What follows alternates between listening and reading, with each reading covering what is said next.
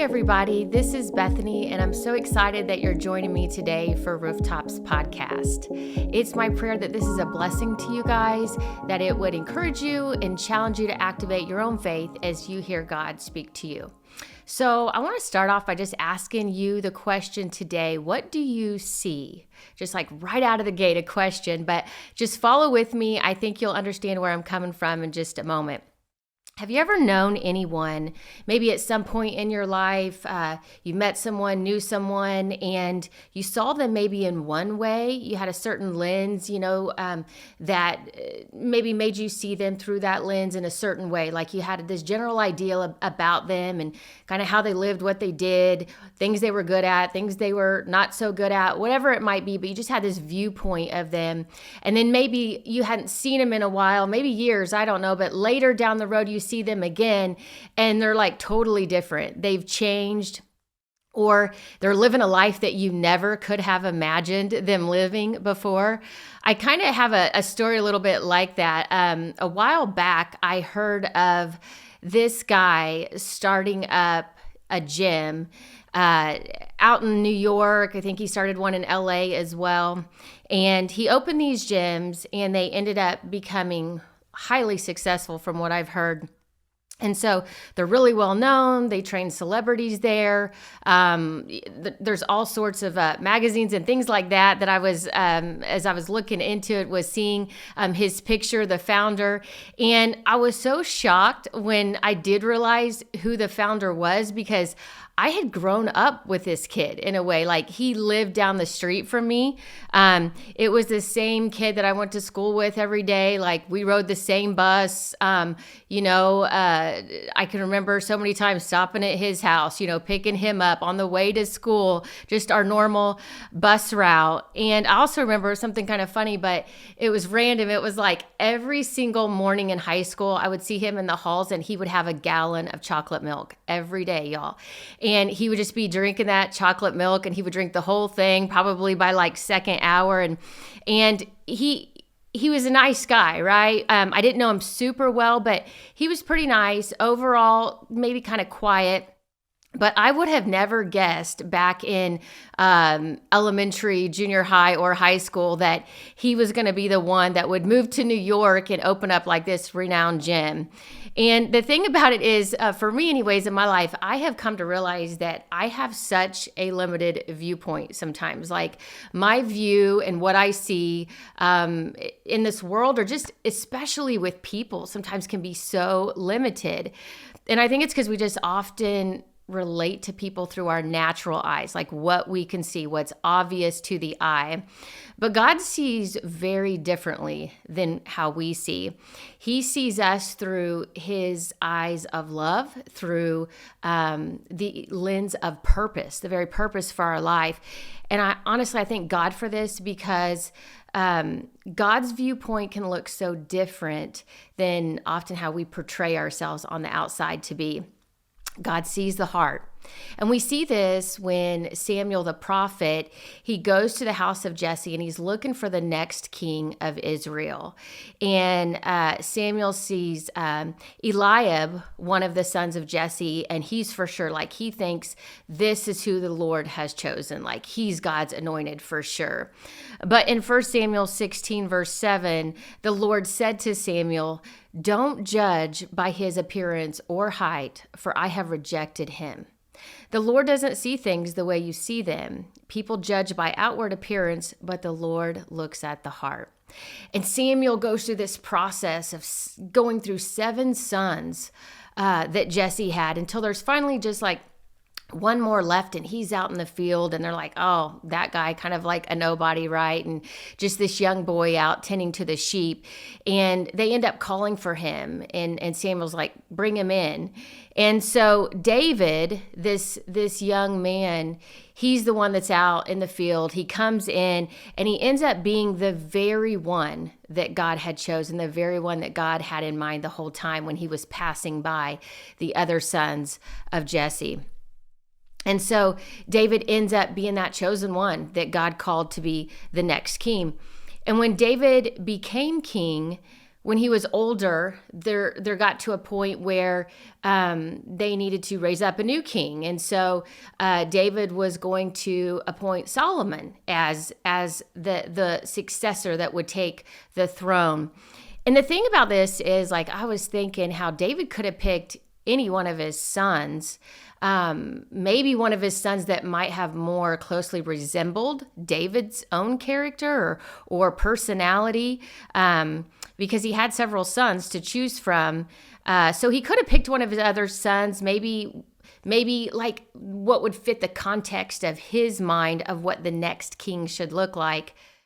Because David, I mean, he grew up in the field. Like I had just mentioned, he knew how to get his hands dirty. He was a working guy. He was a shepherd. Like, probably taking care of sheep isn't the cleanest job ever. He played the harp, and the Bible says that he was a man of war. And even when he came into his kingship, even though God called him to be the king, it didn't come without tremendous amount of trial, challenge, and even suffering. So much testing and difficulty that David went through before he ever even came king. And David and Solomon, in some regard in this way, are really quite different, because Solomon grew up in royalty. I mean, he was born in a palace, and his father had set him up to be great. And Solomon was incredibly wise in all sorts of matters, human affairs, matters of life and plants and animals and all sorts of things. The wisest man. He was a businessman. He had a lot of riches. He was wealthy. And so where David was a man of war, Solomon was more of a man of peace. But David had heard the word of the Lord. It was God's will that Solomon would be king. And so I believe he was able to see the calling of God on Solomon's life. But still, he had to trust in God's plan, trust in God's ability to bring Solomon up, raise Solomon up as a king, even though his own leadership, David's leadership, would look very different than the leadership of his son. And I think about my oldest daughter. And from the time I feel like she was in the womb, I just knew she had such a powerful calling on her life. And I feel like the Lord revealed to me that it was a real unique calling, that she was going to do ministry, but it was going to be not in a typical way, if that makes sense. And so, she's 22 now, and I'm so proud of her. It's really cool. She actually serves at the church with us, and I'm excited to see what the Lord's going to do in her future. But when she was younger, I think she might have felt like ministry was not for her, but rather it was for like her sister, because her sister sang on the worship team, and well, that's obvious ministry, right? Or her mom was teaching this class or teaching that, and so that's a given, right? That's ministry. Or her dad is preaching all the time, and so it's like, hello, that's ministry. And so there's all these obvious ministry activities going on around her, and so we had to encourage her throughout her growing up that, hey, you are so gifted by God. She's always been incredibly discerning and very intelligent. She's very disciplined. And honestly, I felt like Dave Ramsey was living with me when she was just like 15 years old. And so my point in saying all that is that not all ministry fits in the context of a Sunday morning. And sometimes we place people in these categories based on our context, meaning that we assume this or that about someone because of our knowledge, which again can be very limited. But what if we don't have the right context for them? What if we don't have the correct knowledge and maybe we're not seeing what God sees in them? What if we're only seeing people through our natural eyes, which again can be so limiting? So is there someone in your life possibly that maybe you've even just written off, like they are never going to straighten up. They are never going to get it together. They're never going to turn their life around. They're never going to be good at this or that. They're not getting better, or they're never going to break free from that addiction. I can remember just speaking out of experience, growing up with a mom that was addicted to cocaine and then meth, that she was in her mid 40s And I remember praying and just fasting for her because she couldn't get free. And she went through every kind of self-help or help that she had to go through that was ordered for her, and nothing worked. And she, at this point, had been addicted more years than she had not been addicted. And so it looked like such a hopeless situation, and the return rates to meth addiction and those things are so high. But God broke that addiction off of her. And so no one is ever too far gone. Or maybe just thinking, oh, this person or that person, they're never going to give their heart to Christ, or just they're never going to be great. Like, it's just not in them. They just don't have what it takes. And statements like that remind me of a few verses in 1 Corinthians chapter 1, beginning in verse 26. Remember, dear brothers and sisters, that few of you were wise in the world's eyes, or powerful, or wealthy when God called you. Instead, God chose the things the world considers foolish in order to shame those who think they are wise. And he chose things that are powerless and weak to shame those who are powerful. God chose things despised of the world, things counted as nothing at all, and used them to bring to nothing what the world considers important. And maybe you are hearing this or watching this and you're like doing a hallelujah dance. For me on the inside, even now, I've read this verse so many times, but this is how I feel, because this describes my life to a T. Like, if anyone knew me in the past, they wouldn't tell you, oh yeah, I could see Bethany doing that, or I could see the way that Bethany's life turned out makes total sense. No way. They would not have said that. And I would actually go a step further and say, not only would they not have guessed that my life would look like it is now, but I wouldn't have guessed either. And they wouldn't only tell you that they wouldn't guess it, that they couldn't see it in me, but they would probably recommend that I shouldn't. Not just that I couldn't, but I shouldn't, right? Like, I shouldn't be doing what I'm doing today. And I would have agreed with them wholeheartedly. Because not only did others not see what God saw in me, but I didn't even see what God saw in me, because I wasn't qualified enough. I wasn't gifted enough. And so if people are shocked about how my life has turned out, me too. That's what I would just say. I'm totally shocked, more than you, trust me.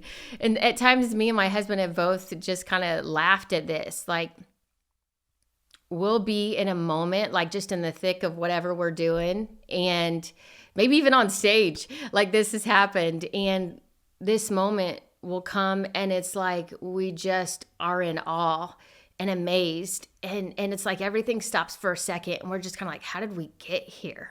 How did we get here? What are we doing? And I've told people before, like, I couldn't have planned this out for my life if I would have given it my best go at it. All I know is that Jesus showed up in my life, that he made himself real to me, that he saved me, and that I fell in love with him. And by the grace of God, here I am. And that's the thing. God changes people. He's still changing people. He can change the whole trajectory of someone's life. And so I'm not just a better version of myself. Like, this isn't new and improved Bethany. Like, when I got saved, no, I'm a new creation. I am not that same person anymore. It's like a whole nother life. And I thank God that this sweet older woman named Frida, actually, I was doing nails at a salon in between some college classes. I remember it was the summer, and I was doing her nails, and so she would come every 2 weeks to get her nails redone, and she was different than anybody else I'd ever met. And I was used to working in a salon, and women are catty and it's cutthroat, and there isn't a lot of pleasant words and encouraging words going around. And I remember her coming in and just speaking words of love and life. And I'm so thankful for her, because she's the one that ended up leading me to the Lord. That I'm so thankful that she thought that I was worth believing for, that I was worth praying for, that I was worth sharing the gospel with. She saw me through God's eyes. So again, what do you see? What do you see? I dare you to take a look around you, like really look and ask God about the people that are around you. What's in them? God, what's in them? Let's ask God to help us to see them through his lens of love and through his purpose, so that we can begin to actually relate to them the way that God already sees them, that we would pray for them, that we would speak life over them, that we would call out potential, that we would prophesy over their lives.